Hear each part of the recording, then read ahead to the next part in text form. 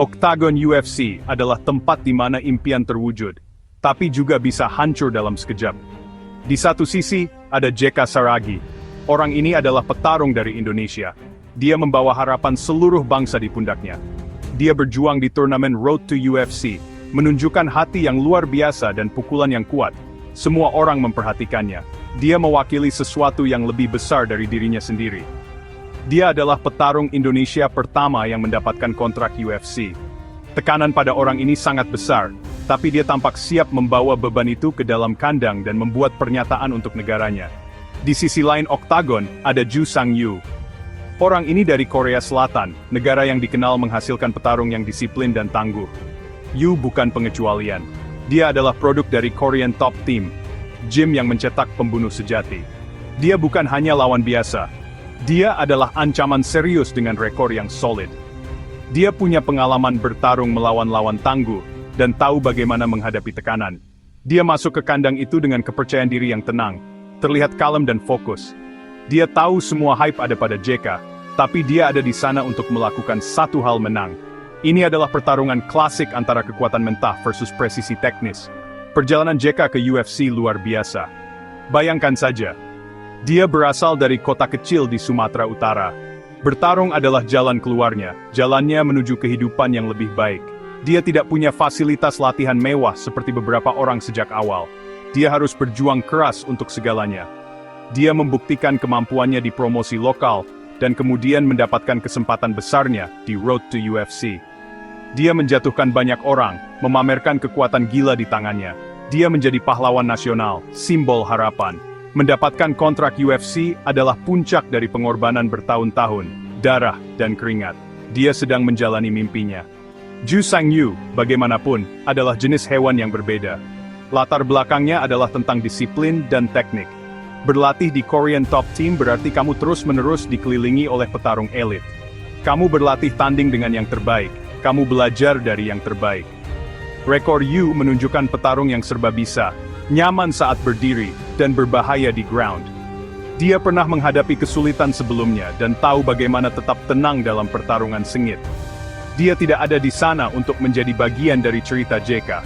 Dia ada di sana untuk menulis kisahnya sendiri, untuk membuktikan bahwa keahlian dan persiapannya lebih unggul. Dia adalah badai yang tenang yang menunggu untuk dilepaskan. Bel berbunyi, dan pertarungan dimulai. Energi di arena sangat elektrik. Jeka Saragi keluar seperti banteng. Dia agresif, seperti yang semua orang duga. Dia ingin langsung menekan Yu. Dia melepaskan tendangan kaki yang keras, senjata khasnya, mencoba menunjukkan dominasinya sejak awal. Dia bergerak maju, mendekat, mencari satu pukulan besar untuk mengakhiri pertarungan. Kamu bisa melihat intensitas di matanya. Dia ingin memberi penggemar KO yang spektakuler. Dia menyerang habis-habisan, melayangkan pukulan berat dan meningkatkan tempo sejak detik pertama. Yu, di sisi lain, tenang. Dia adalah gambaran ketenangan. Dia tahu Jeka berbahaya. Dia tidak panik di bawah badai serangan awal. Dia menjaga pertahanannya tetap tinggi dan gerakannya tak tajam.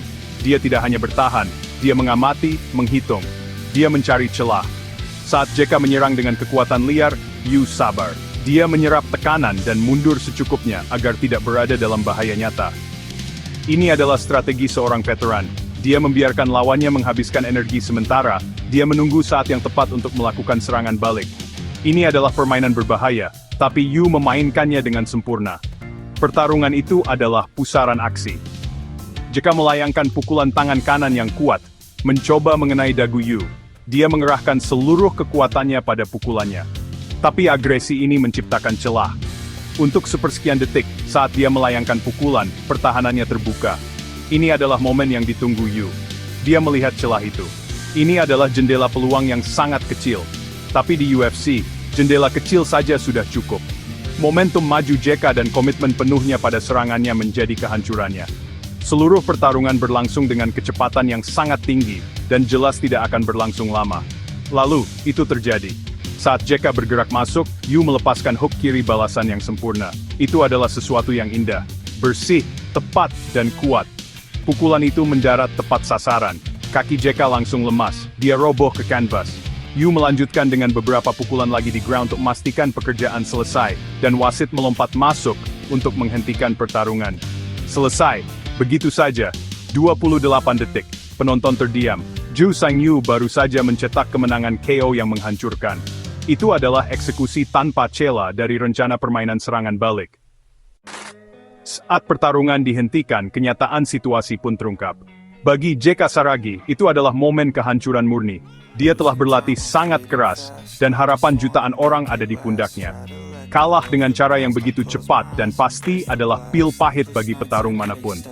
Tapi apa yang terjadi selanjutnya menunjukkan karakter aslinya. Setelah dia pulih, tidak ada alasan. Dia menunjukkan sportivitas yang luar biasa. Dia segera menghampiri Ju Sang-yu dan timnya untuk memberi selamat. Inilah esensi bela diri. Ini tentang rasa hormat, bahkan di hadapan kekalahan telak. Dalam wawancara pasca pertarungannya, JK jujur dan rendah hati. Dia mengakui kesalahannya. Dia mengakui bahwa dia terlalu agresif, terlalu bersemangat untuk mendapatkan KO. Dia membiarkan emosinya menguasai dirinya, dan membayar harga tertinggi untuk itu.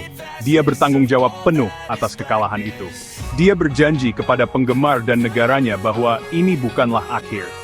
Dia bersumpah untuk belajar dari pengalaman ini, untuk kembali ke gym, dan untuk kembali sebagai petarung yang lebih cerdas, lebih baik. Tanggapannya adalah pelajaran berharga tentang bagaimana menghadapi kekalahan dengan anggun dan bermartabat, membuatnya mendapatkan lebih banyak rasa hormat dari penggemar di seluruh dunia. Di sisi lain, Ju Sang-yu adalah gambaran kepuasan yang tenang. Dia baru saja memenangkan debut UFC-nya dengan cara yang paling spektakuler. Namun, tidak ada perayaan berlebihan atau omong kosong. Dia hormat dan tenang. Dia tahu dia baru saja mengalahkan lawan yang tangguh dan populer.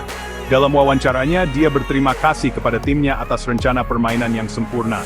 Dia menjelaskan bahwa mereka tahu JK akan agresif, jadi mereka berlatih secara khusus untuk melawan gaya itu. Dia mengeksekusi rencana itu dengan sempurna. Kemenangannya adalah bukti strategi cerdas dan latihan yang disiplin. Yu juga punya rencana untuk masa depannya di UFC. Dia senang dengan kemenangan itu, tapi dia sudah melihat ke depan. Dia menjelaskan bahwa dia ada di sana untuk naik peringkat divisi bulu. Kemenangan ini hanyalah langkah pertama. Dia ingin tetap aktif, bertarung lagi segera, dan menguji dirinya melawan petarung terbaik di dunia. Sikapnya yang tenang dan keterampilannya yang tajam segera membuat divisi lainnya waspada. Seorang penantang baru telah tiba, dan dia serius. Fokusnya sudah pada tantangan berikutnya. Gunung berikutnya yang harus didaki dalam perjalanannya di UFC. Pertarungan ini, meskipun hanya berlangsung 28 detik, penuh dengan pelajaran penting. Pelajaran terbesar adalah bahwa di UFC, apapun bisa terjadi. Kekuatan dan agresi itu bagus, tapi harus diimbangi dengan kecerdasan dan strategi. JK Saragi belajar itu dengan cara yang sulit. Dia punya kekuatan untuk menjatuhkan siapapun, tapi dia perlu belajar bagaimana menyiapkannya. Dia perlu lebih sabar, dan tidak terburu-buru secara sembrono melawan lawan tingkat tinggi. Kekalahan ini bisa menjadi hal terbaik yang pernah terjadi padanya, jika dia menggunakannya sebagai pengalaman belajar.